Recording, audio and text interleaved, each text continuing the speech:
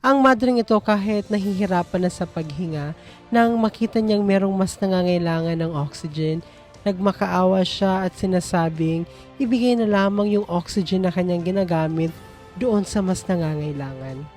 Praise be God through His saints.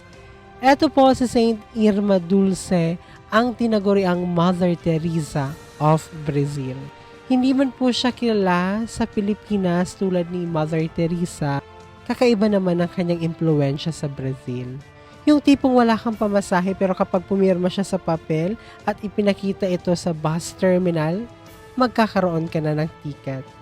Kilala nga si Saint Irma Dulce sa pagtulong sa mga nangangailangan, sa mga mahihirap, at sa mga may sakit.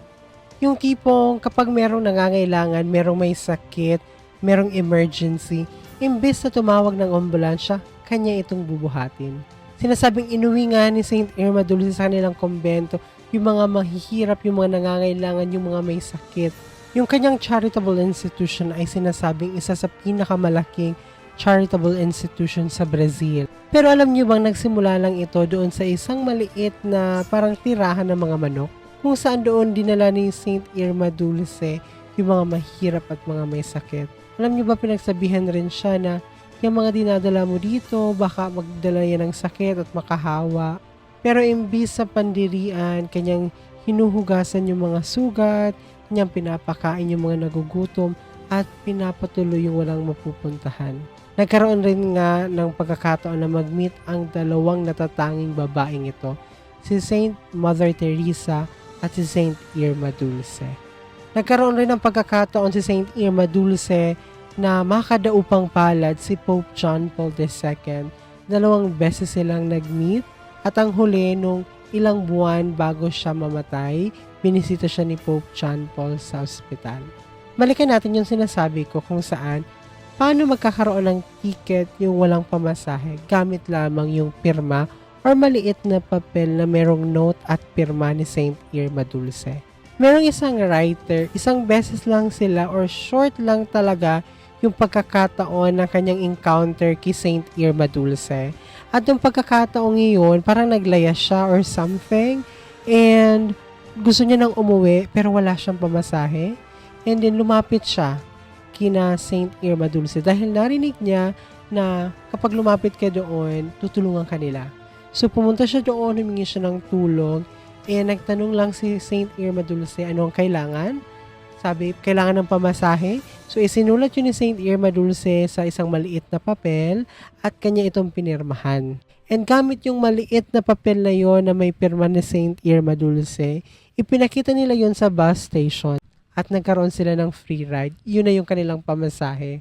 Ganon ka-impluensyang tao si Saint Irma Dulce noong mga panahon. Pero hindi maiiwasan na meron din naman talagang tatanggi sa kanya. Tulad sa nangyari kay Saint Mother Teresa, nangyari rin siya kay Saint Irma Dulce, kung saan habang naglilimos siya, of course, yung kanyang itinutulong sa iba ay nagagaling rin naman sa kanyang linilimos. At habang naglilimos nga itong si Saint Irma Dulce, linawayan o dinuraan yung kanyang kamay. Nung dinuraan si Saint Irma Dulce, sinabi niya, itong dura na ito is para sa akin. And ano naman yung iyong maitutulong sa mga mahihirap? Yung tipong kahit binastos na siya, dinuraan na siya, pero mas nananaig at mas iniisip niya, ang priority niya, na mas makatulong sa iba. Kaya patuloy pa rin siya sa panghihingi or panlilimos. Ngayong March 13, ating inaalala yung kanyang death anniversary. Pero ang kapistahan po ni Saint Irma Dulce ay ipinagdiriwang tuwing August 13 instead of March 13. Ang mahalagang pangyayari noong August 13 is that yung pagtanggap niya ng kanyang habit, tanda ng pagiging part niya doon sa congregation na kanyang pinasukan. Malapit kay Saint Irma Dulce yung 13 kasi namatay siya March 13. Nakatanggap siya ng kanyang habit August 13 and then nakanonize siya October 13. Kaya sa bawat buwan, ating alalahanin si Saint Irma Dulce at hingin ng kanyang panalangin tuwing Petsa 13 ng buwan. Hanggang dito na lang muna, Chingo Sinafe. Thank you very much for your time. Ito po ang inyong Hermano nagpapaalalang piliing maging masaya at piliing maging banal. Maraming salamat.